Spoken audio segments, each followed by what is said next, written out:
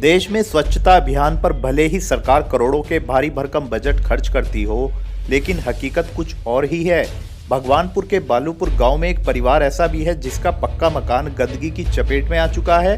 आलम यह है कि आसपास गंदगी जमा होने से किसान के मकान में अब बड़ी बड़ी दरारें आ चुकी हैं। दीवारों पर पेड़ उगने लगे हैं, जिससे परिवार को रहना दुभर हो गया है। किसान योगेंद्र सिंह को डर है कि उसका मकान कभी भी गिर सकता है, जिसमें कोई हादसा हो सकता है। किसान का आरोप है कि कई बार उसने इसकी शिकायत छोटे बड़े सभी अधिकारियों से की, लेकिन सिवाय कोरे आश्वासनों के कुछ हासिल नहीं हुआ।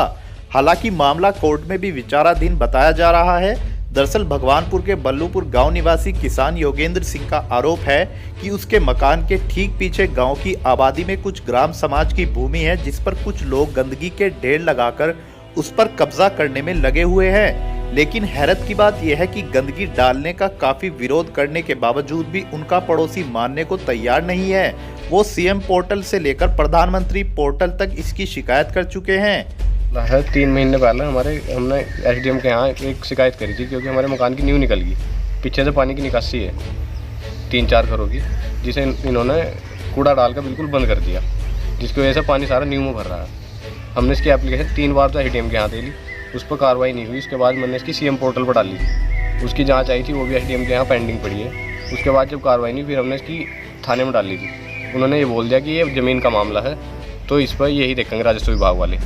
उसके बाद फिर मैंने इसकी पीएम पोर्टल पर डाली, उससे भी कोई कार्रवाई नहीं हुई। अब सारा मामला बिल्कुल पेंडिंग कर दिया गया है एसडीएम महोदय के यहाँ, उससे आगे कोई कार्रवाई नहीं करी जा रही है। और मकान की गिरने की स्थिति पूरी बनी हुई है और कोई कार्रवाई नहीं करी जा रही है। जब हमने इसकी शिकायत डाल ली थी तब कोई पेड़ वेड़ नहीं था, क्योंकि हमने उस टाइम पर सफाई करी थी दीवार की, और अब इस पर बहुत बड़े बड़े पेड़ उग गए। हाँ, पेड़ों की जड़ की वजह से ही निकल रही है नींव भी अब सारी।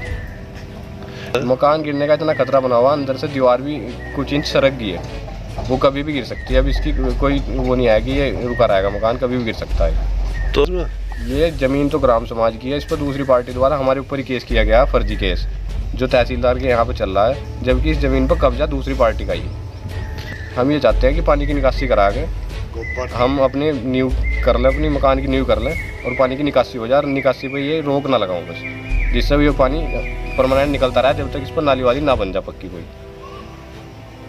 अधिकारी तो कई बार आ चुके हैं, लेकिन पता नहीं क्या प्रेशर है उनके ऊपर कि वो काम नहीं कर पा रहे कुछ भी। हर जगह से इसकी शिकायत करके हार चुके हैं। देखते हैं कोई हेल्प हासिल, कोई उम्मीद नहीं है अब इंसाफ मिलेगा, इसलिए हम बस अब सारी जगह करके हार चुके हैं। इससे तो बहुत बीमारी फैल रही है, हम खुद ही काफ़ी दिन से बीमारी की चपेट में आए हुए, कभी बुखार कभी कुछ। और 4 महीने से हमारे पशु सर्दी से में भी बाहर ही बंद रहे हैं, 4 महीने से खुले अंदर है। किसकी जमीन? तो ग्राम समाज की जी, और इसमें पानी पहले से निकल रहा मेरी याद तक पहला। और इसमें जो पड़ोसी हैं इन्होंने कुल्डी घेर रखी है और ये पानी रोक दिया। मकान की नींव लिकड़ी पड़ी सारी। इससे तो काफ़ी नुकसान है जी, इस दब भी सका है, मकान गिर जाएगा, रात को 100 तो गिर गया, तो इसे सका। इसकी शिकायत करिए जी, एसडीएम को भी करिए।